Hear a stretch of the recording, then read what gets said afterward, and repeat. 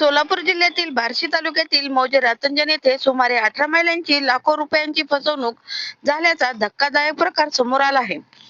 विविध फायनान्स कंपन्यांच्या माध्यमातून ही फसवणूक करण्यात आल्याचा आरोप असून या प्रकरणामुळे परिसरात खळबळ उडाली आहे.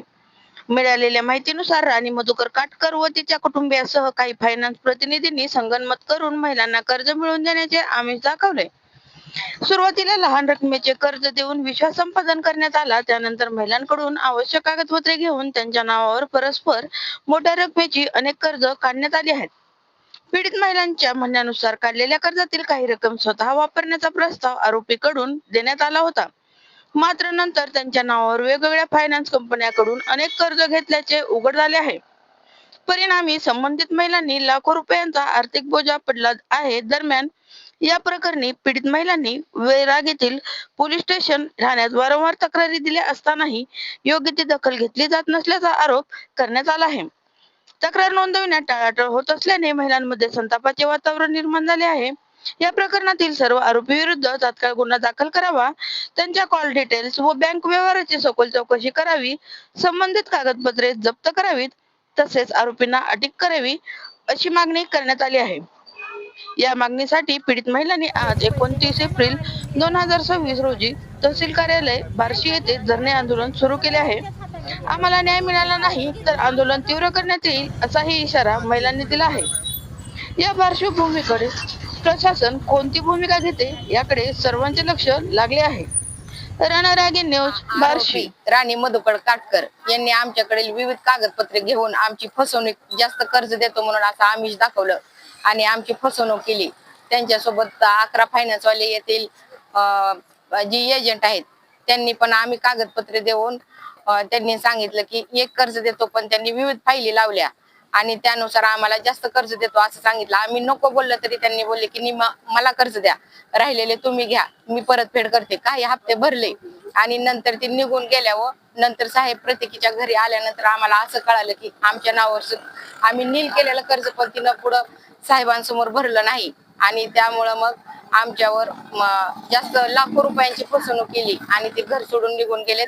मग त्यांच्यावर कायदेशीर गुन्हा दाखल व्हावा आणि आरोपींना तत्काळ अटक करण्यात यावं आणि आम्हाला न्याय मिळावा एवढीच मागणी आहे. पोलीस स्टेशन मध्ये गेलो, त्यानंतर त्यांनी टाळाटाळ केली.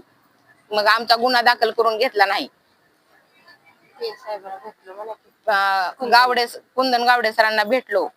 तिथं आम्ही सकाळी 11 ते 6 वाजेपर्यंत थांबलो. नंतर त्यांनी सांगितले की 6 वाजले तुम्ही आता निघून जावा. 16वा दिवस आहे आमचा. तुम्ही 16वा दिवस म्हणजे 16 दिवस झाले ती महिला पळून गेलेले. आज आंदोलनाला बसला माहिती? हो, आज आम्ही धरणे आंदोलन केले. आमचा न्याय आम्हाला फक्त मिळाला पाहिजे. सकाळी 11 वाजता पोलीस स्टेशनला जायच्या बाया आणि तिथं बसवून घ्यायचे, त्यांना 5 वाजेपर्यंत बसवून घ्यायचे आणि परत आमची जी कागदपत्र आहेत ती तात्काळ जमा म्हणजे जप्त करावी. आम्ही 27 तारखेला पोलीस स्टेशनला गेलो होतो. मग त्यांनी म्हटले या तुम्ही पोलीस स्टेशनला, तुमची तक्रार घेतो, त्या राणी काटकरला बोलवतो असे कुंदन गावडे साहेबांनी आम्हाला निरोप दिला पोलीस पाटलाकड. मग पोलीस पाटलाने आम्हाला फोन करून बोलवल्यास आम्ही सर्व बाया, सगळ्या महिला गेलो आम्ही त्यांच्याकडं. त्यांनी एक एक करून विचारले तुमचे लोन किती आहे, काय आहे. मग आम्ही सांगितले एवढं आहे, एका व्यक्तीचं तेवढं आहे. मग त्यातल्या काही बायांचं ती बाई म्हणली की नाही, त्यांचं आम्ही पैसेच घेतले नाही. तर त्या बाया जरा भोळवट आहेत, त्यांना कळत नाही, अंगठा बहादूर आहेत त्या बाया. त्यांना असं शेतात कामाला जाणाऱ्या बाया आहेत, त्यांना काही सध्या असं ह्यातलं माहित नाही. तरी सुद्धा त्यांची फसवणूक केली गेली. आणि साहेब काय म्हणले आम्हाला की केस घेतो म्हणून बोलवून आम्हाला केस घेतली नाही त्यांनी, फक्त चौकशी केली. राणी काटकरला तिथनं त्यांनी लावलं पळवून त्या साहेबांनी. आणि जी एक आमच्यातली एकच व्यक्ती आहे, एक महिला शोभा म्हणून, तिनं फाशी घ्यायली होती पोलीस स्टेशन मध्ये, तिनं कालवा केला. मग साहेब म्हटले तुझ्यावर गुन्हा दाखल करील, तू जर इथं फाशी बिशी घेतली काय केलंस तर आम्हाला जी व्यक्ती फाशी घेईल कायदेशीरपणाने आम्ही त्यांच्यावर कारवाई करू असं बोलले. मग मी काय केलं त्या महिलाला, ए बाई तू फाशी घेऊ नको, चलित ना साहेब तुझ्यावर गुन्हा दाखल करतील असं म्हणून मी त्या व्यक्तीला घेऊन बाहेर पडले पोलीस स्टेशनच्या. त्यांनी काही तक्रार घेतलेली नाहीये म्हणून तहसील कार्यालयासमोर आम्ही न्याय मागण्यासाठी बसलेलो आहोत. तहसील कार्यालयासमोर तहसीलदार साहेबांनी आमच्या ह्याच्यावर ऍक्शन घ्यावी ही विनंती आहे माझी. सुवर्णा डोलारे आहे मी.